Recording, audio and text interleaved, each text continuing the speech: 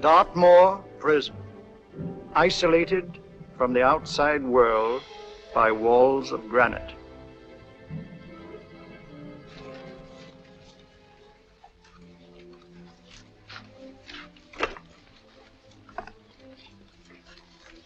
They say you could get out of here by merely telling what you know. You may or may not be another Scotland Yard bloke, but I'll give you the same answer I gave the others. I still have 2 years, 8 months, and 6 days left in which to make musical boxes. That'll be sold at auction for the benefit of this delightful sanctuary. And I intend to sell them.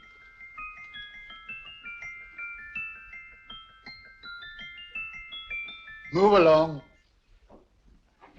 And now we come to the next object on our list, or I should say objects, because there are 3 of them. Now, ladies and gentlemen, these can be bought together or separately. Now, these beautiful little musical boxes only arrived this morning, and I didn't intend to put them on the auction block until later, but I'm going to sell them now.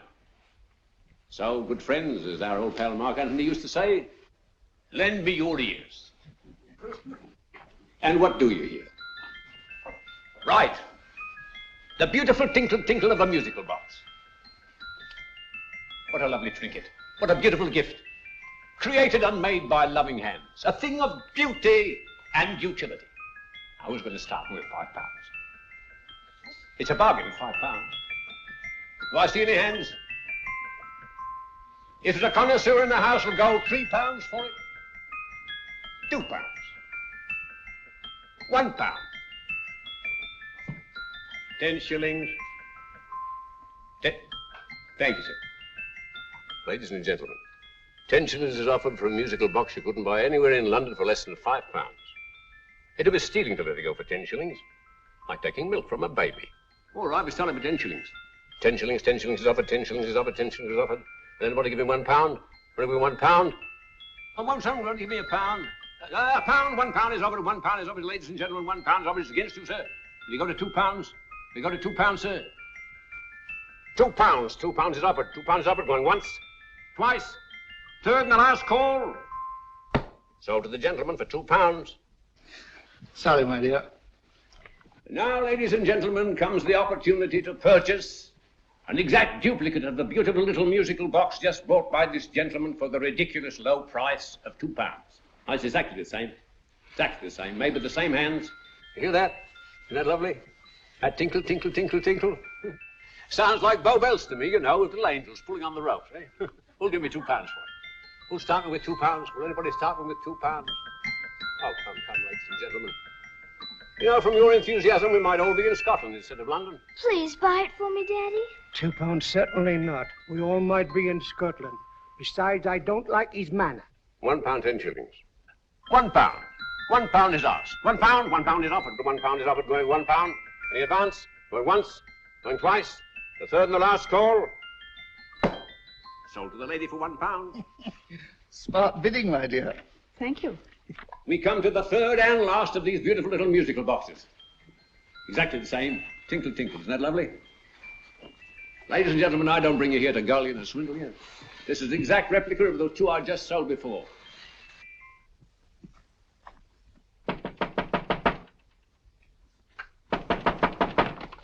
We're closed. But this is extremely important. Come in, sir, come in. I'm sorry to disturb you, but I was unfortunately delayed from arriving in time to bid on certain articles which I was rather anxious to obtain. Oh, perhaps they weren't sold, sir. We are carrying several things over. What might the articles be, sir? 3 identical musical boxes, about so large. Oh, I'm sorry, sir, but they were sold. Pity you weren't here to bid on them. They didn't bring anything like the real value. I'm most anxious to obtain them. I wonder if your records would show who the purchasers were. Oh, we don't usually give out that information, sir. For certain, shall we say, sentimental reasons, I'm most anxious to get in touch with the purchasers. I'd be willing to pay, shall we say, £5. Well, for certain sentimental reasons, sir, we'd be very happy to oblige. Alfred, today's sales. The 3 musical boxes. Musical boxes? Oh, here we are. The first purchase for £2 from Mr. Julian Emery, 52 Portman Square. Write this address down, Alfred. Yes, sir. Second didn't leave any name. Oh, how unfortunate. I think she's a dealer. You see, they don't like us to know where the things are going. On account of the profits. You say the second purchaser was a woman. Can you give me a description of her? Oh, she was a young woman. Fairly tall, slender. She had a light complexion and dark hair, and she was wearing A grey suit, don't you remember? She probably runs a gift shop. She paid £1. You say she comes here fairly frequently? No, I didn't say so. But she does, sir. Like as not, she'll come in on Thursday. We have sales on Mondays and Thursdays. Ah. And the third box? The third? Oh, Mr. William Kilgore, 143B Hampton Way. For 10 shillings. Quite a drop from £2. Mr. Kilgore was a Scotchman. Oh. Well, thank you. You've been most helpful. Oh, thank you, sir. And any time you're passing, dropping, we always have lovely things for sale. How kind, sir? Thank you. I'll be back Thursday.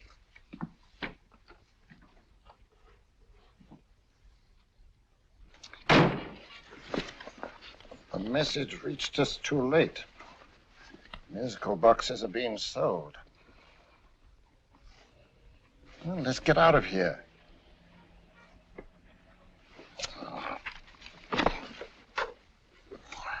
Someday you'll go too far. Reaching for a star, you fool. Yet a fool may touch a star, Colonel Cavanaugh, if he but reach high enough. But not possess it as you would. The musical boxes, they're being sold. What a pity for you, my dear Colonel. Is it my fault that the message reached us only an hour ago? Is it my fault that they were sold? You can't hold me responsible for that. Hope for your sake you're right.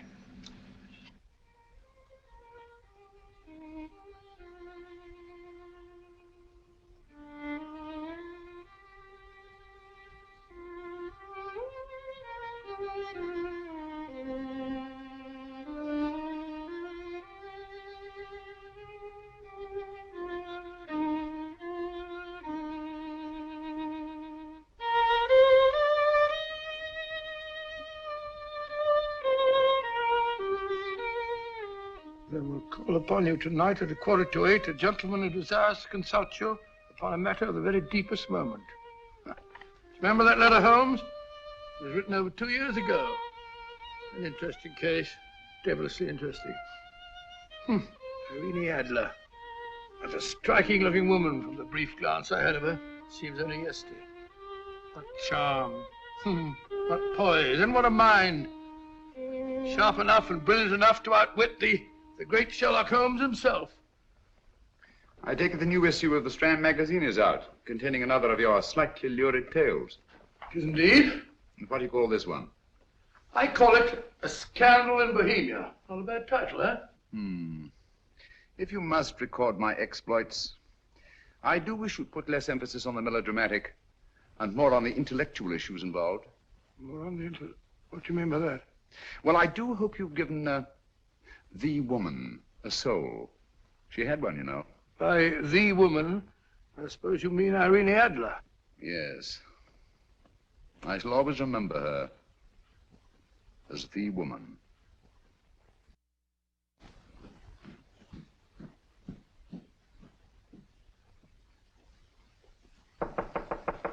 Come in. I think. That's him, old boy. How are you? How are you, old boy? I haven't seen you for years. I want you to meet my old friend Sherlock Holmes. Holmes, this is Stinky. In other words, Julian Emery. How do you do, Mr. Emery? Watson has often spoken of you. Oh, had he? Yes, we were at school together. Yes, more years ago than I care to remember, but you didn't come in here just to remind me of that. No, I just happened to be in the neighborhood and saw your lights burning, so I took the liberty of looking you up. Still writing your mystery stuff? Yes, there's a new one out this week. Good, I never miss them. Oh, good, thanks. I say that bandage makes you look very interesting. Still poking your nose into other people's business as usual? Who hit you? I haven't the foggiest notion. Somebody knocked me on the head in my own living room, and then proceeded to commit the most idiotic burglary you ever heard of. Fellow must have been balmy as a coot. Balmy? Why? Come sit down, old boy. Would you like a cup of tea? Huh? Oh, all right. I'll go and tell Mrs. Hudson about it. Yeah. Why do you say the robbery was idiotic, Mr. Emery? Oh, simply from the fact that with about £5,000 worth of musical boxes in my living room, the thief, who I caught in the act, made off with one that isn't even worth £5. I gather you're a collector of musical boxes. Yes, I am indeed. Some of them are very beautiful, but not the one that was stolen. The thief evidently grabbed the first thing that came to his hand when he heard me coming into the room. Still, it's rather odd, isn't it, that having disposed of you, he didn't pick up something more valuable. Was there anything unusual about the stolen box? No, nothing at all. No, I picked it up in the south of France, several years ago. You say you have many valuable music boxes, and yet the thief made off with one that isn't worth £5. Sounds like rather an intriguing little problem. Yes, well, I take it that he was just an ordinary petty thief and didn't know the value. That is a possible explanation, and yet I venture to say that the average petty thief has a more extensive knowledge of the value of objets d'art than the average collector. Well, anyway, that's Scotland Yard's theory. They didn't get very excited about it. That's consistent anyway. I wonder if I might see your collection, Mr. Emery. Oh, of course you could, yes. Nothing a collector likes more than showing off his trophies. When would it suit you? No time like the present. Good. My place is just round in Portman Square. Shall we? Yes, right. Hello? Where are you going? Stinky hasn't had his tea yet. Oh, I'm sorry. We're going round to my place, where I'm going to give you something better than tea. Now, this one was made for Louis XV, and is one of the very few still in existence from that period, and a particularly fine specimen at that. Charming, isn't it? Quite. They all sound to me like a lot of mice running about on a tin roof. I'm afraid you have no ear for music, Watson. Give me a good old band playing a rousing march. You have all your silly little tweets.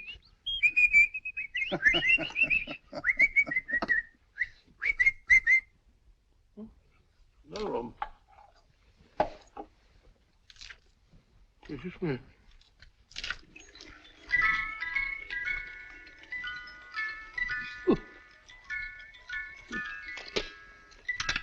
Stupid thing. Singing rabbit. What would you say offhand is the value of a box like that, Mr. Emery? Well, it's hard to say offhand, but I think we'll bring about £500 or £600 today. It's the gem of my collection. If a thief who steals an oddity like a musical box passes up one worth £500 for one of almost no value at all. Odd. Very odd. What was the stolen box like, Mr. Emery? Oh, just a plain wooden box about so big. As a matter of fact, I have one over here almost exactly like it. I picked this up yesterday at an auction room in Knightsbridge. Paid only £2 for it. Of course, I wouldn't in the ordinary way add one like this to my collection, but the tune intrigued me. I'd never heard it before.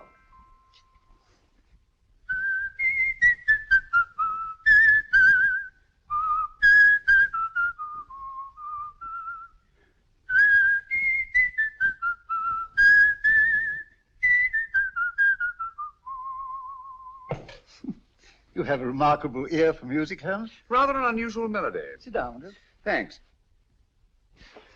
You say you bought that box at an auction sale yesterday? Yes, the Gaylord auction rooms in Knightsbridge. Run by old, what's his name? Crabtree. That's the man. At what time was the robbery committed? Oh, about 3 o'clock this morning. You know, Mr. Emery, that box and the robbery might well be cause and effect, especially since you say that the stolen box outwardly resembles this one a great deal. And Scotland Yard were not particularly interested, eh? Oh, yes, but I wouldn't blame him for that, especially as I told him I was quite unable to describe the thief, except, of course, for the fact that it was definitely a man. All you remember is that you came in here and someone struck you on the head. Yes, the next thing I knew, my man was trying to revive me. It might be wise for you to put that box away somewhere and lock it up. Oh, I don't think that's necessary. Besides, everything's insured. Well, at least if any further attempts at robbery are made, I'd suggest that you call the police, rather than running into any personal danger. Oh, come, Holmes, aren't you being a bit of an alarmist? Possibly. I must agree with old Stinky. Seems to me you are making rather a mountain out of a molehill. Molehill is the word, old boy, and it's time you were in bed. Thanks so much for letting us see your place. Now the best, been glad meeting you.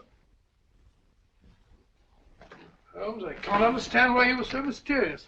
Seems to me the petty thief explanation was the only sensible one. Really? I can't see how you can believe it was anything else. I didn't say I believed it to be anything else. The petty thief theory is the obvious one, I grant you. However, it's often a mistake to accept something as true merely because it's obvious.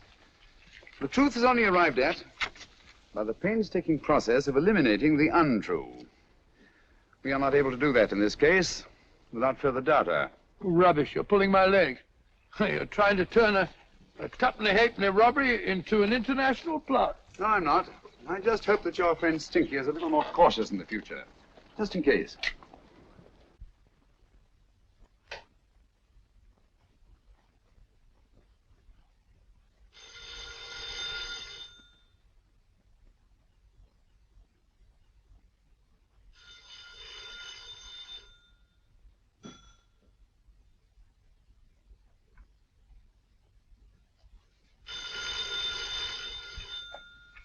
Yeah? Yeah? Julian Emery here. Who? Why, of course I remember you, Mrs. Courtney. Yes, you're the one bright spot at that appallingly dull affair of Lady Sanford's. Huh? Of course it isn't too late to come round. Yes, I shall be delighted to give you a drink. I tell you what, come straight up and I'll leave the door unlit. Right, well, 15 minutes? Good. I shall be counting each moment.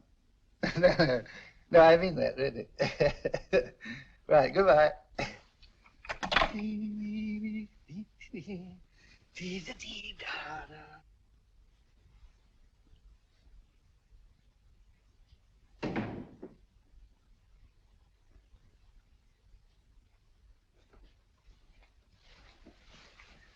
Boo!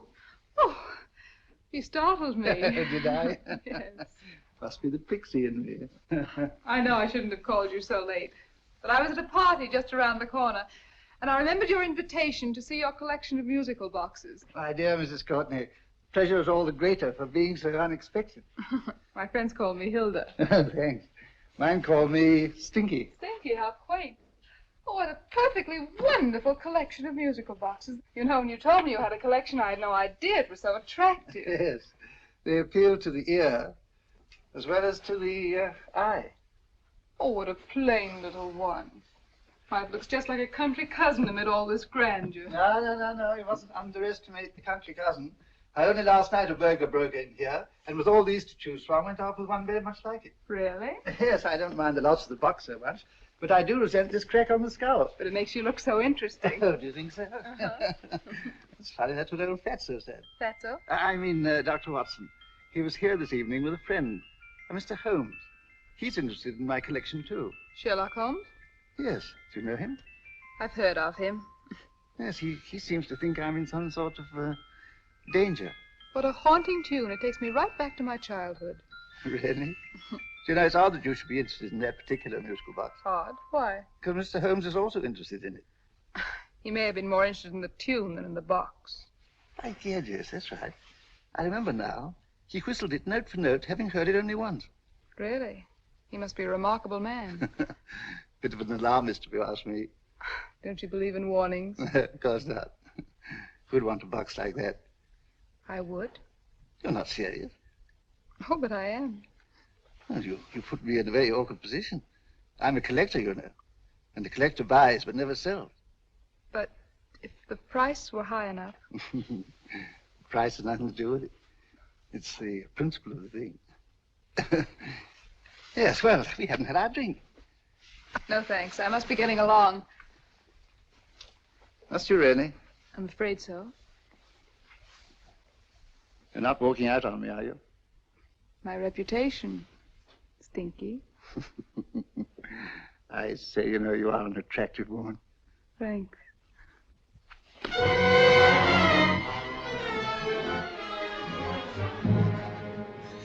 You fool. I told you to wait outside. What did you have to kill him for? All I had to do was walk out with this. He held you in his arms. Don't touch him. Don't touch anything. Now get out. I'm sorry. You're sorry. What about me? This is murder. What about Scotland Yard? What about Sherlock Holmes? Now get out!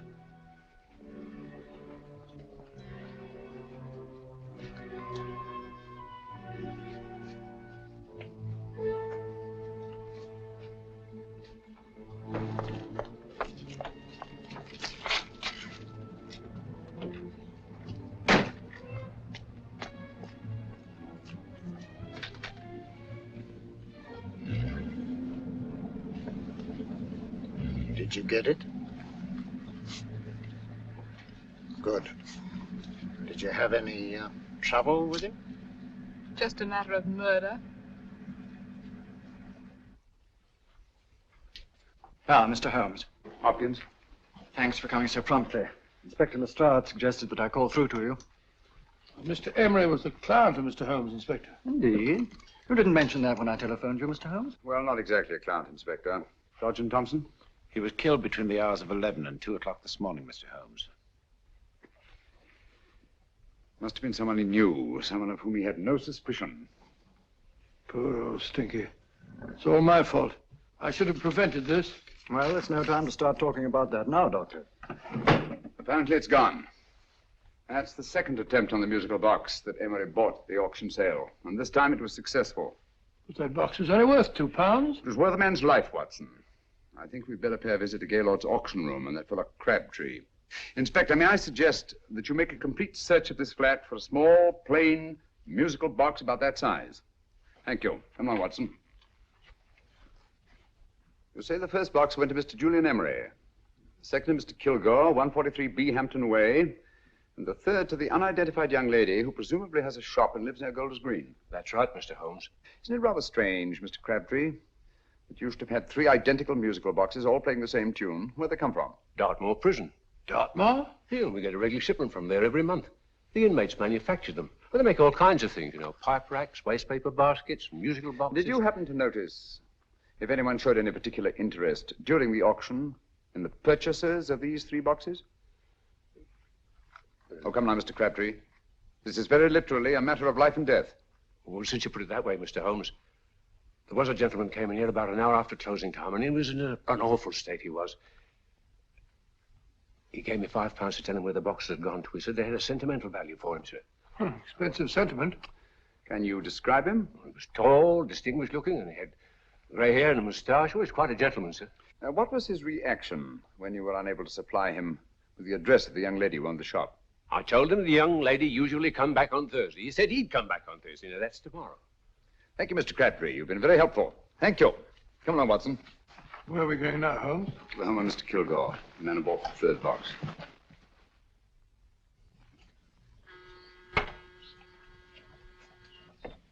But hang it all, Holmes, how do you know those other 2 musical boxes are of any importance? I don't, but I certainly have no intention of waiting until the owners are murdered to find out. No one at home. I hope that's the explanation. I'll have a look through this window.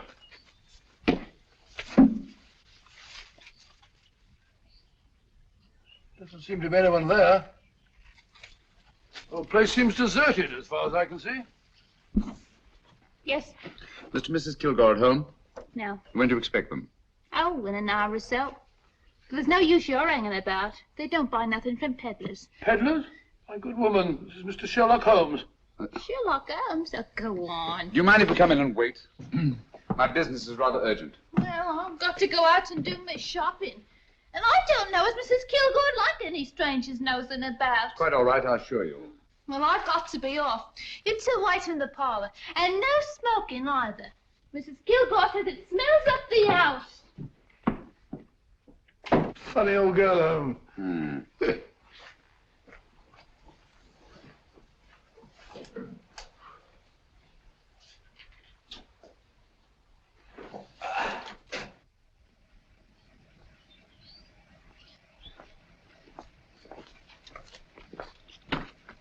Park Lane. Park Lane? And what would the likes of you be doing in Park Lane? Now, don't worry about the fare, Ducky. If you knows how to get to Park Lane, up it.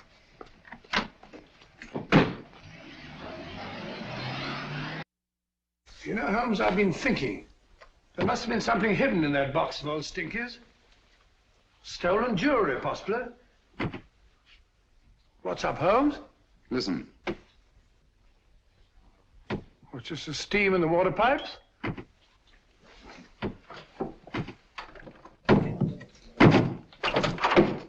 Watson! Great Scott! Come on, Holmes. Get on the chair here. It's all right, my dear. There. Now, don't worry. It's all over. There you are, dear. Don't cry anymore. She tied me up and shut me in the cupboard. I know. She won't come back. Did you show her your new musical box? Yes, she said she wanted to hear it play, and as soon as I showed it to her, she grabbed hold of me. I know. Now, don't worry. We'll buy you a new musical box. Yes, my dear, the best one in London. Watson. Oh, what a fool I've been. What do you mean, Holmes? She took the musical box out of this house in that market basket, right under our very noses. Why could the Kilgore charwoman want to take the music box? She isn't the Kilgore charwoman. She's a consummate actress. An extremely clever, unscrupulous woman who will stop at nothing. Take care of the child, will you, Wolfella, till our parents get back. Explain everything to them. Of course I will. But, Holmes, where are you going? Somewhere, somehow, I must get to the young lady who bought that third musical box before our opponents find her. I only hope that I won't be too late. Oh, no. No, darling, you mustn't cry anymore. Now, cheer up. Would you like to hear old Uncle make a noise like a duck?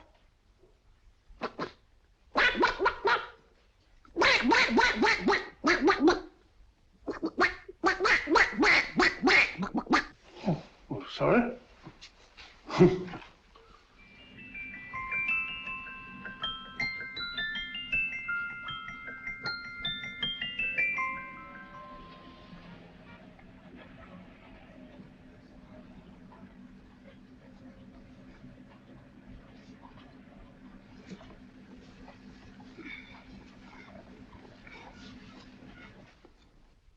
And now, ladies and gentlemen, how much am I offered for this beautiful lace Dresden china figurine?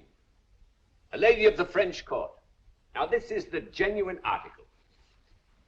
What a beautiful ornament for your mantelpiece. Or you could use it as a centerpiece on the dining room table. Now, will somebody start me for £10? Will somebody start me for £10? £8? £7?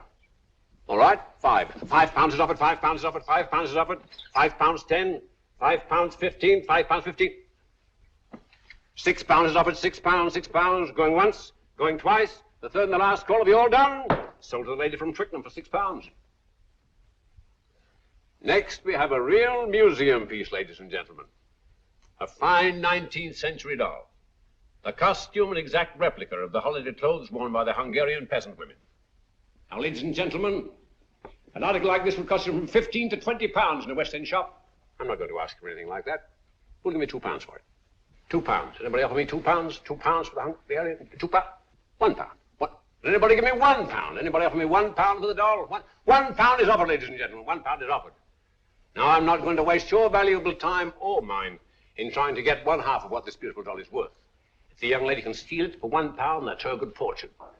So it's going once, it's going twice, the third and last call. Any more? Sold to the young lady for £1. And now, ladies and gentlemen, may I draw your attention to something which may be a great surprise to you, worthy of any collection. The only other one like it is in the British Museum.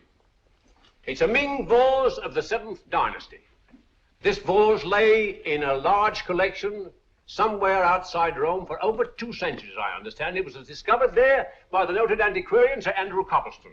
Now, some of you may remember Sir Andrew Coppleston. Besides being a noted traveller and antiquarian, he's also a gentleman rider.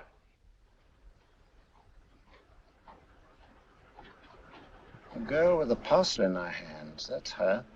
Are you sure that's the girl? Well, she fits perfectly the auctioneer's description. Follow her, Hamid.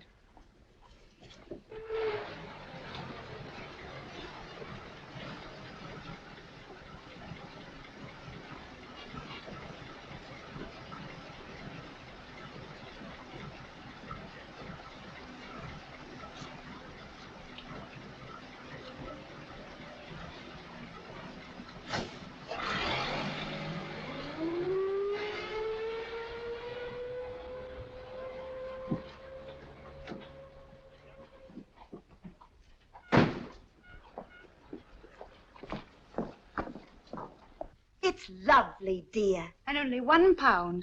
We can get at least 3 for it. Easily. I'll go make some tea. I could do with a cup. Right. Good afternoon. Good afternoon. I'm looking for a birthday gift for a 7-year-old girl. What would you suggest? We have some lovely dolls. Now, this Hungarian I think peasant- she has enough dolls already. Books are always welcome. Well, I'm looking for something a little different. Oh, that's rather cute. What is it? Oh, that's a musical box. Children always love them. And this is an exceptionally nice one. It plays many tunes.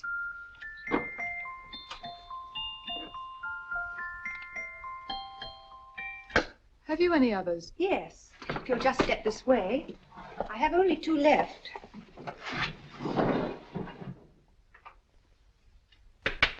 How nice.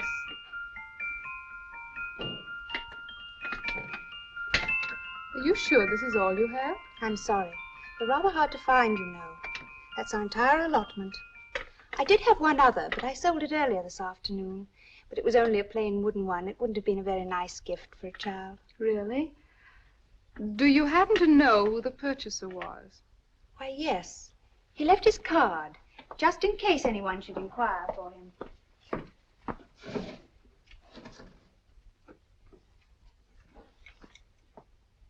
How interesting. I'm sorry, but I'm afraid I'll have to look a bit further. Thank you anyway. Good afternoon. Thank you.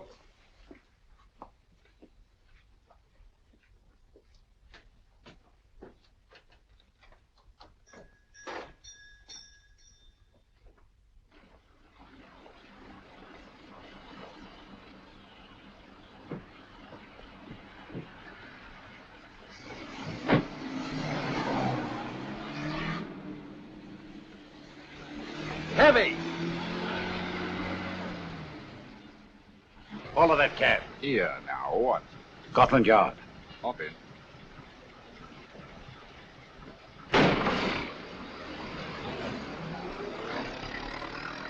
Sherlock Holmes. I might have known. We thought we were the hunters, instead of which we're the hunted. We've been fools. We played right into his hands. Of course. He's had us followed. Don't look. The man in front of the toy shop. Hamid, turn sharp right at the next corner and again at the next.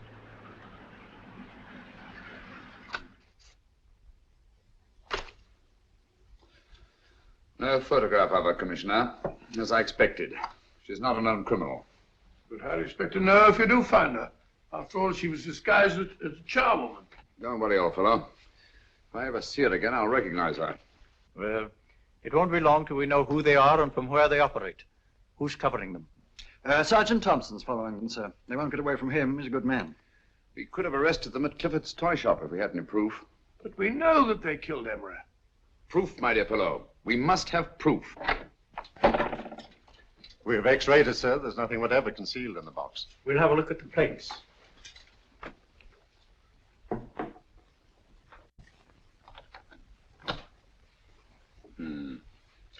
There must be some clue. And it's probably so obvious that we've all overlooked it. Seems to me we're up against a bunch of lunatics. Not lunatics, my dear fellow. Extremely astute, cold-blooded murderers. What can these little musical boxes have in them that's so important? Don't forget they were made in Dartmoor prison. You can smuggle stuff into prison, but not out. Do you want us to break the box apart, sir, to see if there's anything the x-ray hasn't caught? No, not yet. Do you mind if I take it? Certainly. Thanks.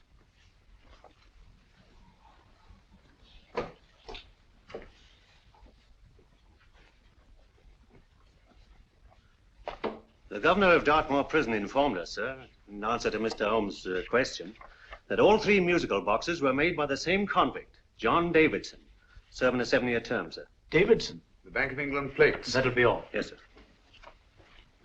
Now we're getting somewhere. Wait a minute. How did you know about the plates, Mr. Holmes? I'm a student of crime, Inspector. I make it my business to know about such things. And when the name of Davidson was mentioned... Well, who is this fellow Davidson? As long as Mr. Holmes seems to know all about it already, I suppose there's no harm in telling you. 2 years ago in London, there occurred a robbery of such tremendous importance, Although the stolen articles themselves have no intrinsic value whatsoever, that the Home Secretary was instrumental in seeing that not a word of it appeared in any newspaper. But you never told me anything about this, Holmes. You were away at the time. Articles of no intrinsic value and yet of such importance? I don't understand. Davidson was apprehended within 15 minutes of committing the theft. But by that time, he'd hidden the articles in question and they've yet to be found. Before going further, Dr. Watson, I must inform you that this matter is not to be mentioned outside of this room. Of course not. Do I look like a man who'd gossip? Let's not go into that now, old fellow, shall we? Davidson had been employed for years in a position of extreme trust by the engravings department of the Bank of England. The articles he stole were nothing less than a complete duplicate set of plates for printing £5 notes. What? The Bank of England's own plates? Precisely. And with those plates, a gang of crooks could flood England with £5 notes, not forged in the usual sense of the word, but notes undetectable from genuine Bank of England notes in any way whatsoever. Good heavens. Any whisper at all might have resulted in enormous damage in shaking public confidence in the Treasury. We tried everything after we arrested Davidson. Offered him a shorter sentence if he'd tell us where he'd hidden the plates. Why, we even put in Scotland Yard men with him as cellmates, but no results. Obviously, Davidson is a man of strong character and infinite patience. Yet suddenly he feels impelled to smuggle out the secret of the hiding place of the plates to his confederates. Why? I don't understand, Mr. Holmes. Well, for example, has the Bank of England made any plans to radically change the design of the £5 note so that in, say, 7 years from now, notes made from the stolen plates would be worthless? Confidentially, Mr. Holmes, such a move was discussed. But replacing all the £5 notes in circulation would be such a Herculean task that nothing's been done about it as yet. I see. Of course, there is another possible explanation. Davidson didn't have much time to find a hiding place before he was captured. He may be afraid that the plates will be accidentally discovered before he's released. Hence his anxiety to communicate their whereabouts to his confederates as soon as possible. I believe you've hit it, Mr. Holmes. I'm sure that the message is contained in this musical box. Or rather, in all 3 musical boxes, since possession of all 3 seems to be essential. Our opponents have 2/3 of the puzzle, we have 1/3. Well, what are you going to do, Holmes? Try to deduce the message from the 1/3 that we have.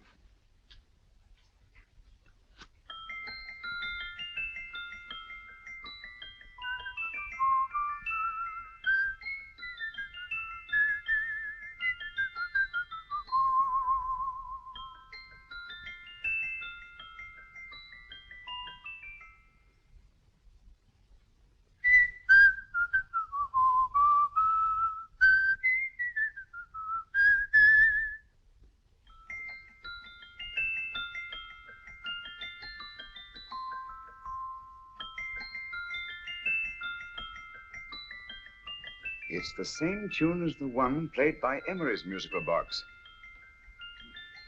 And yet it's different. Sounds the same to me. The tune. Somehow the tune is the key to the mystery. It must be the tune.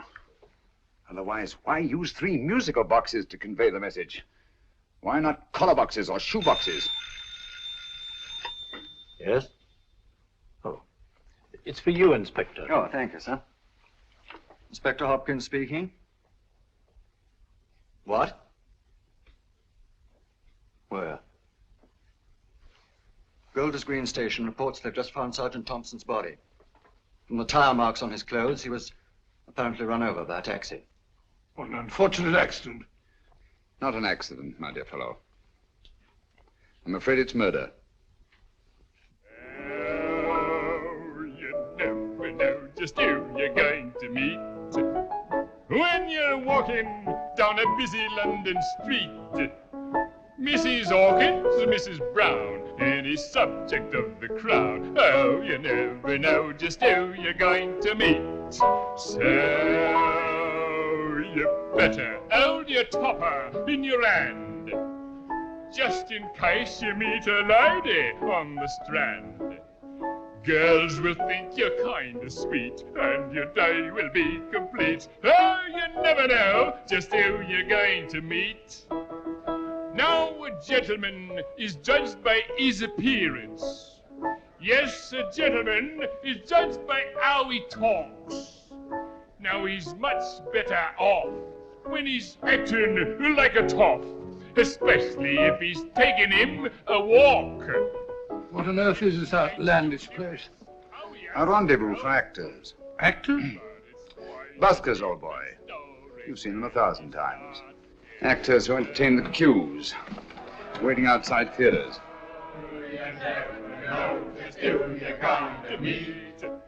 When you're walking down a busy London street, so you better wear your best, velvet eyes to look your best, 'cause you never know just who you're gonna meet.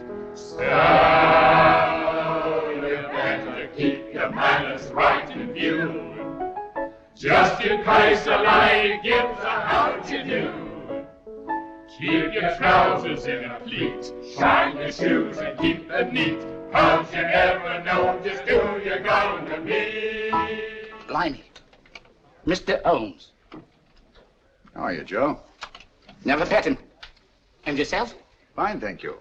I want you to meet a friend of mine, Dr. Watson, Joe Sisto. Oh, well, any friend of Mr. Holmes is a friend of mine. Hi, Joe. He did me a good turn once that I'll never forget. Yes, I cleared Joe of a most unpleasant charge. Murder, no less. Oh, really? By proving to the satisfaction of the police that he was busy at the time blowing open someone's safe. That's right, Governor. Good gracious me.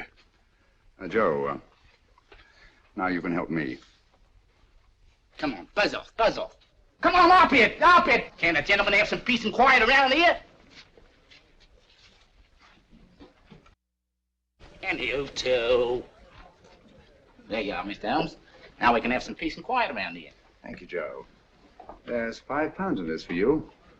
Well, I wouldn't want to take it on myself, sir, but I can get somebody to do it for you for half of that. You don't know what the job is yet. For £5? Murder, ain't it? What? No, Joe, not murder, just music. I want you to identify a song for me. Oh, there ain't a song that's been written that I don't know. That's why I came to you. Of course, the violin is more my instrument, but, oh, well, here we go. Now listen to this, Joe.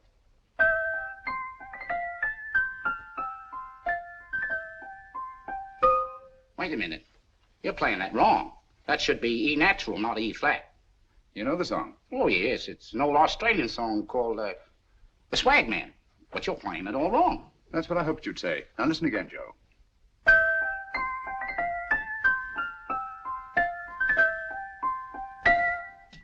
That's the same tune, all right. But you're making different mistakes than you did the first time. No, not mistakes, Joe. Call them variations. Here, play the song for me, will you? The way it's written.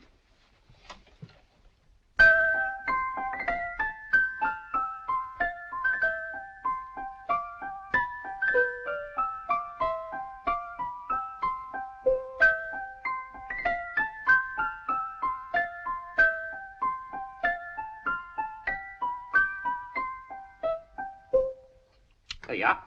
Thank you, Joe. What's it mean, Holmes? Are you onto something? Perhaps. I don't know yet. It's probably a code of some sort. Joe, could you write the song down for me? The way it was originally written? Oh, sure, Mr. Holmes. But it'll take a few minutes. Here, Mabel. Pale ale. Come on, up to it. Along with it.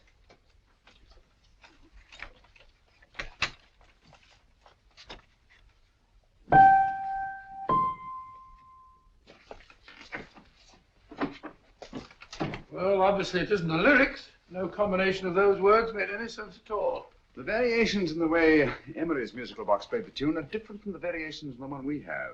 You sure? Quite. You see, I took the trouble to memorize the tune as played by Emery's box that night we were with him in his flat. Holmes, you amaze me. Elementary, my dear fellow. One of the first principles in solving crime is never to disregard anything, no matter how trivial. Why are there 3 boxes? Why not 1?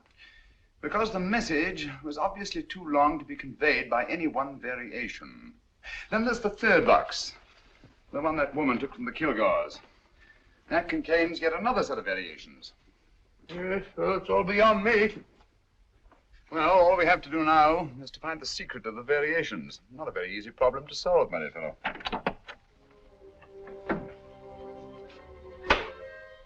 Hello. What's up? We've had company. I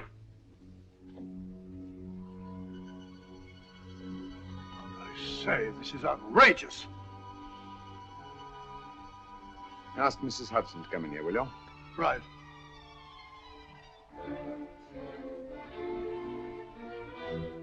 Hudson?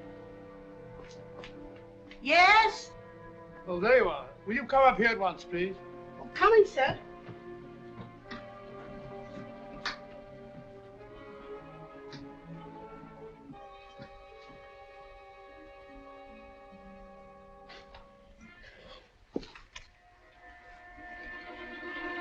Mercy me, Mr. Holmes.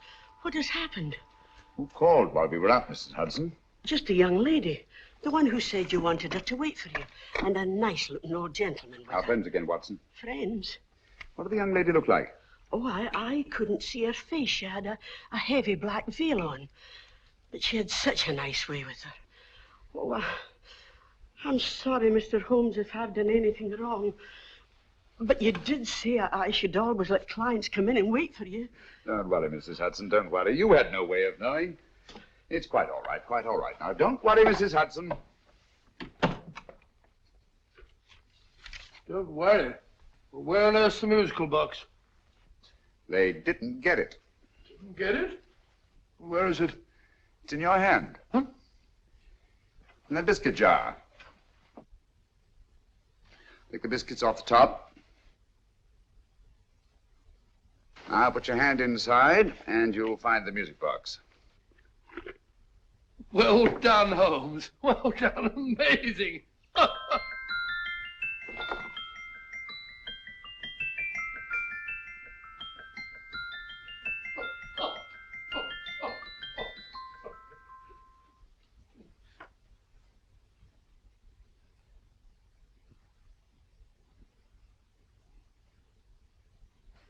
Phew.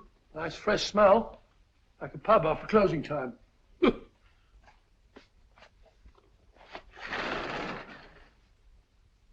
I say, Holmes, What? it's morning. Allow me to congratulate you on a brilliant bit of deduction.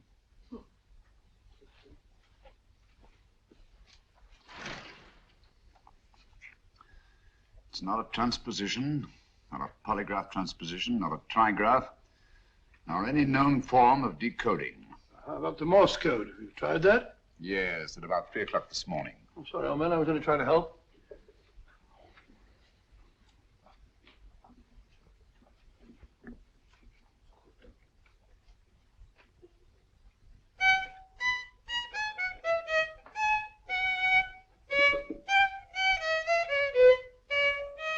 Oh, do me a favor.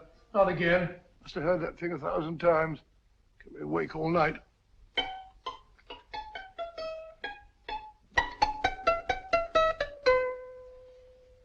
Not a very distinguished composition, I grant you. You know perfectly well I don't know one tune from the other. When I was a kid, my people tried to have me taught the piano. I've always felt sorry for that old teacher of mine.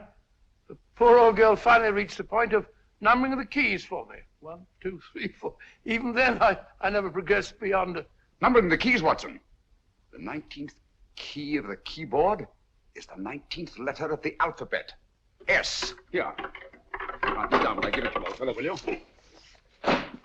First altered note. Write S first. Now, the 8th key is H. The 5th key, E. The 12th key, L. The 6th key, F. S-H-E-L-F. Shelf. Your piano lessons were not in vain, old fellow. You've solved it. Thank you. Thanks, old bean. Hold it.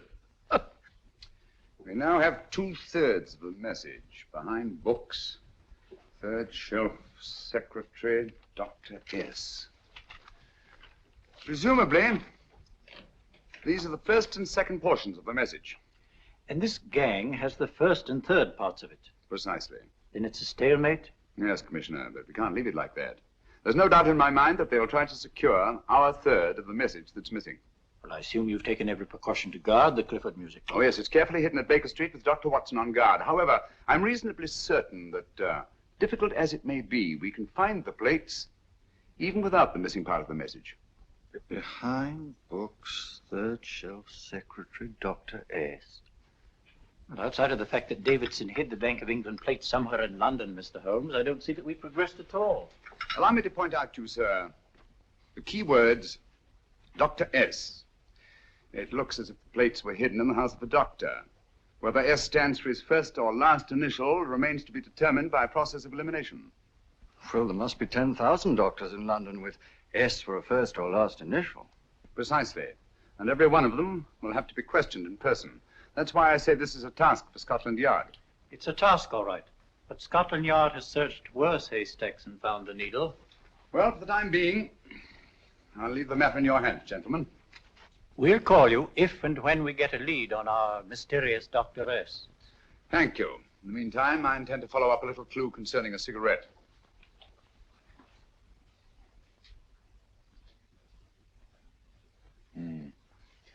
You're certain of the identification of the tobacco? Absolutely. I have made up this special blend for only 3 customers. It is almost pure Egyptian, with admixture of latakia for added body, and a pinch of perique. Merely a whisper, as one might say, for elusive fragrance. Yes. And the 3 customers? Major Wilson in Bombay, India. Mrs. Catherine Leamington Smith in Ireland. Yes, and the 3rd? Mrs. Hilda Courtney of Park Mansions, Bryanston Square. Thank you. Thank you very much. You've been most helpful. It is a pleasure to have been of service, Mr. Holmes.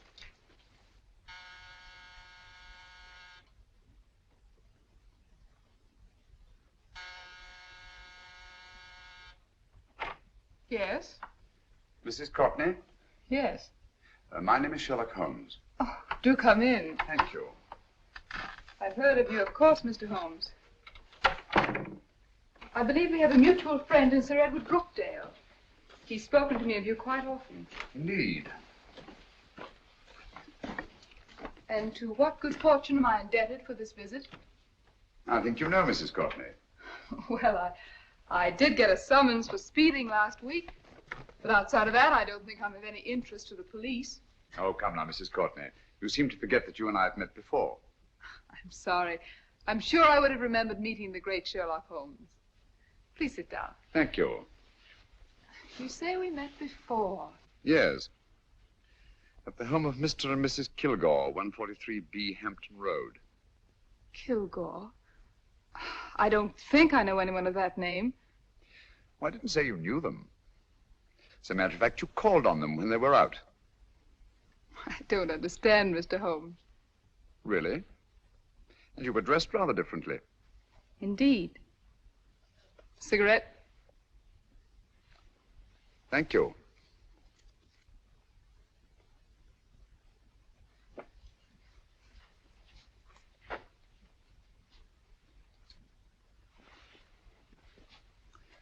Thank you. You know, Mrs. Courtney, people generally forget, in assuming a disguise, that the shape of the ear is an almost infallible means of recognition and identification to the trained eye. Evidently, you've mistaken me for someone else. Oh, no, not at all. Though naturally, I expected your denial. But when you paid your visit to my rooms at Baker Street, you carelessly left behind another identification. They're, identical, aren't they? Yes, I must admit they are. You see, Mr. Holmes, to catch one as clever as you, I had to use a very special lure. I knew you'd be unable to resist the bait of my cigarette, having read with great interest your monograph on the ashes of 140 different varieties of tobacco. I should advise you not to move, Mr. Holmes. I must congratulate you on your ingenuity, Mrs. Courtney. It was indeed a brilliantly designed trap. Thank you, Mr. Holmes. Praise from a master is indeed gratifying. I shall always cherish the memory of your flattering words. Memory? Precisely. I'm afraid these gentlemen have a most regrettable task to perform. Unless, of course, you care to turn over the missing musical box with your pledge to take no action against us in the future. I'm afraid that will be impossible. I thought that would be your answer. Hamid! Careful! Careful. There's no need to be unnecessarily rough with our distinguished guest. You realize, Mr. Holmes, that your demise will not take place here. The corpus delicti, you know. Well, naturally. Shall we go? It's so fearfully awkward having a dead body lying about. Don't you agree, Mr. Holmes? Another dead body shouldn't weigh too heavily on your conscience, Mrs. Courtney.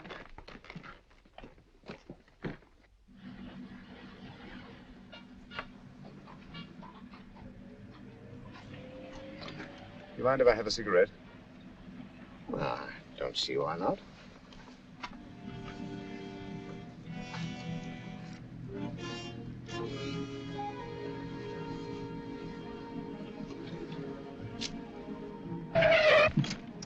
Be careful, Hamid. It's the brakes they bind. Thank you, Colonel Kavanagh. It's very considerate of you.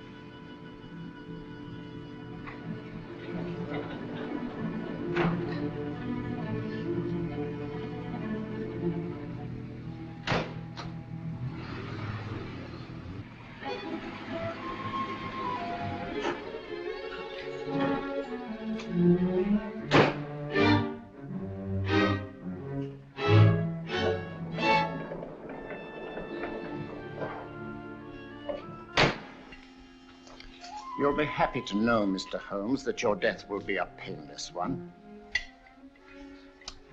Hamid, attach this to the motor of the taxi.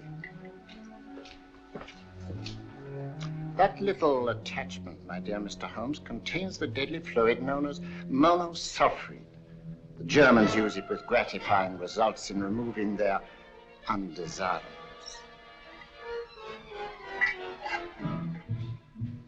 Start the motor.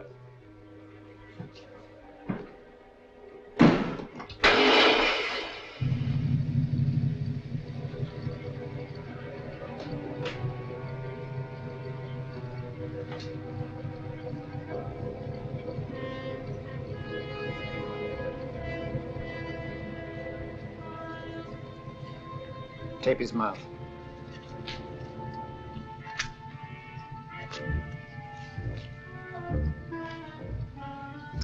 Now, up with him, Hamid.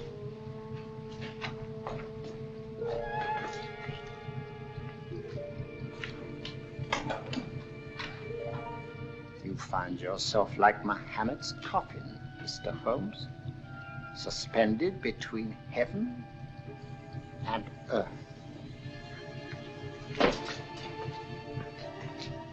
Plenty of fuel in the tank? Good. It would be too bad to have anything go wrong through so simple an oversight.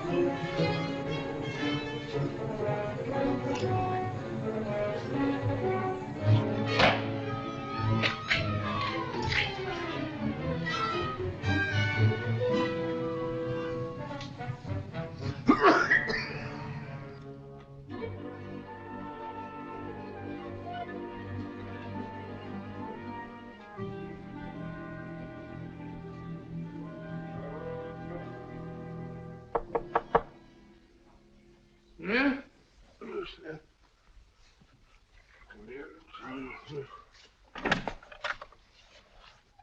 Good afternoon. Mr. Sherlock Holmes? No, I'm Dr. Watson. Oh, of course, Dr. Watson. How stupid of me. Oh, so, this is stupid of me. Won't you come in? Well, I really came to see Mr. Holmes. Oh, I'm afraid he is out. I don't know when he'll be back.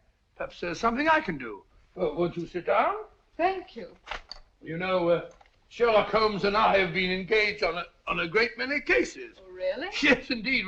As a matter of fact, this very moment, we're involved in one of the most baffling... Oh, well, won't you tell me your trouble, and I may be able to help you. That's very kind of you, Dr. Watson. Perhaps if I wouldn't be imposing too much. Imposing? Oh, there's no imposition. No imposition at all. A pleasure, I assure you. Now, tell me all about it, Miss Williams. Mrs. Williams.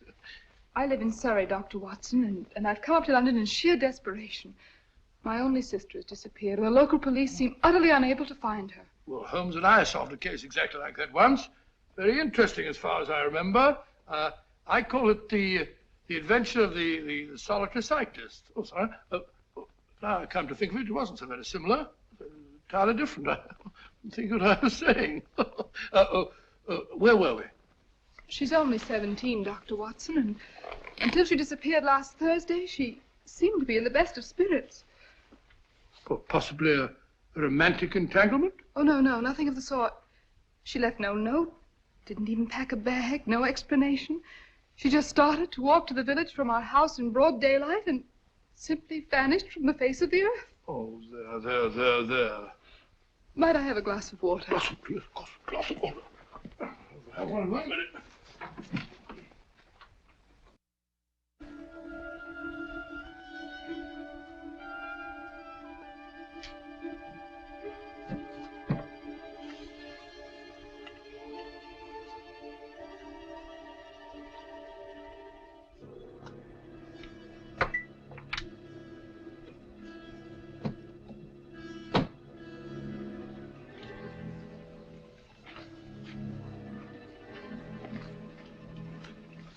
There you are, my dear. Thank you, Dr. Watson. No, you're not to cry anymore. You must pull yourself together. I feel much better already knowing that you're going to help me. Oh, Dr. Watson, look! Good heavens! Oh. Get through the fire brigade, quickly!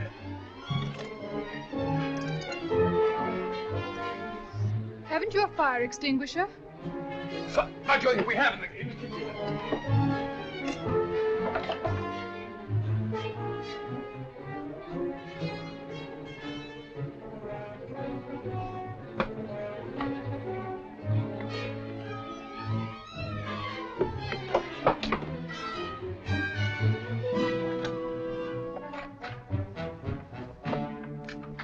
Don't you worry, Miss Williams. We'll have this thing out in no time.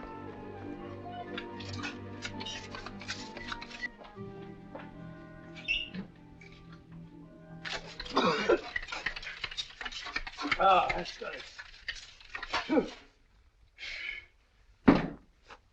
It's a bear. You see, there was no need for the fire brigade after all. I hope you weren't too frightened, Miss Williams. Oh, gone. What's the trouble with them? They always lose their heads in an emergency. Well.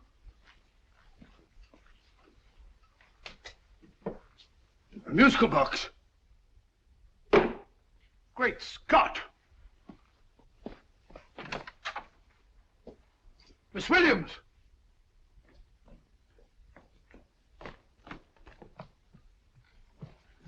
Well? Good. And Holmes? By now, Mr. Holmes has no doubt exchanged his violin for a harp. Always assuming that heaven is his destination. And now that we have the missing musical box.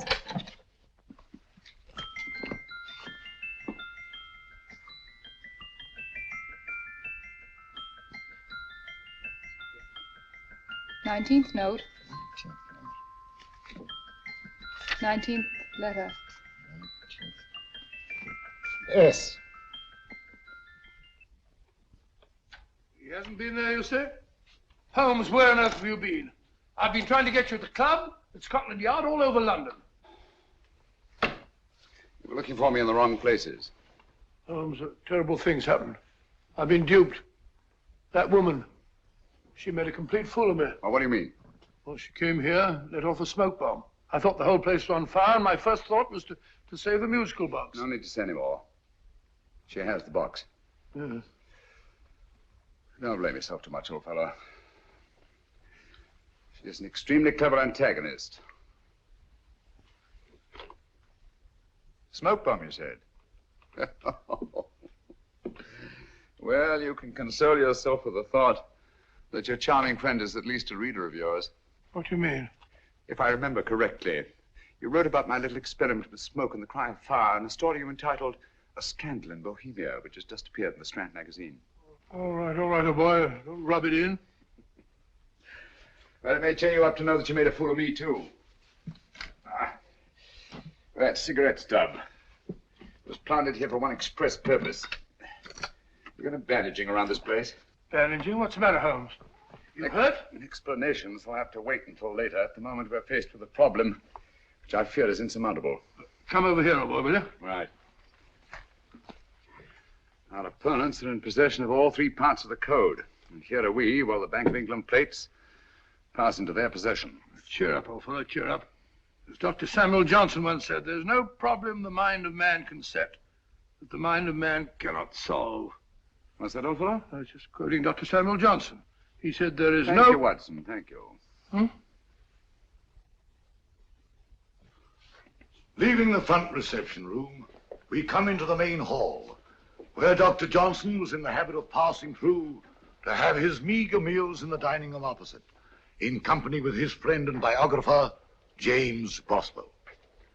We will now pass up the stairway, which remains in its natural wood finish, just as it was when the good doctor was here. The framed etching on the wall is believed to have been presented to Dr. Johnson by the distinguished painter, Sir Joshua Reynolds. I've been told here that picture was given in by Mrs. Thrale, and it's definitely not a Reynolds. Is that important, my dear? Oh, I'm sorry. This way, ladies and gentlemen, please, this way. Move along, children, move along.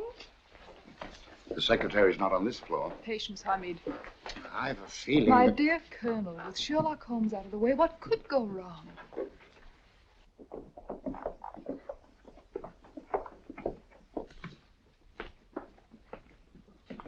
And here we have the Garrett Library, in which Dr. Johnson wrote his famous dictionary, and in which you will see also many of the great man's books and other items of interest.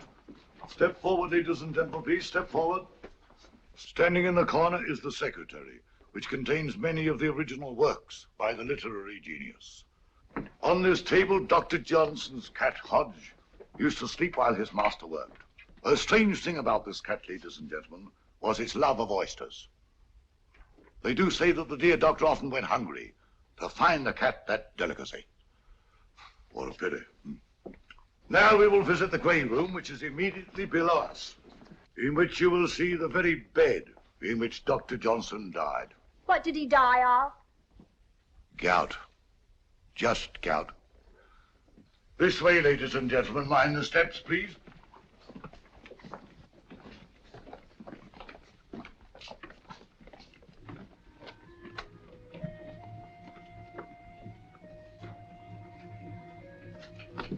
Your keys.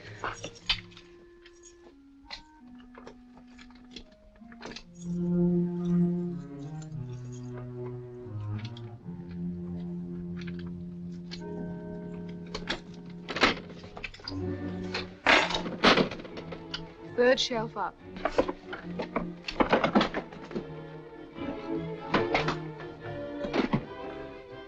The knife.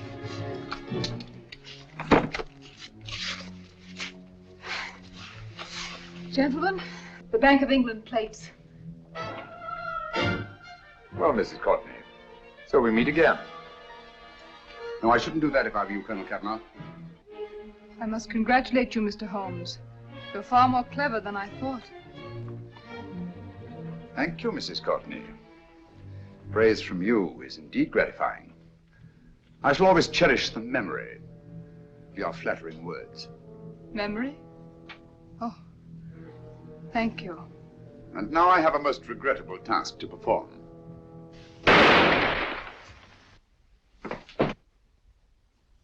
Holmes! Coming, Holmes!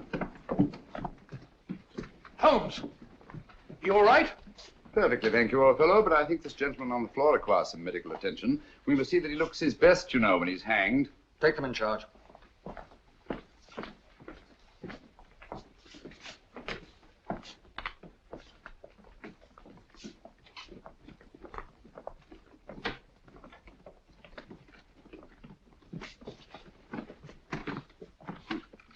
A brilliant antagonist. It's a pity her talents were so misdirected. Will you see that these plates are returned to the Bank of England, Inspector? I still don't understand how you solved it, Mr. Holmes. It's entirely due to Dr. Watson.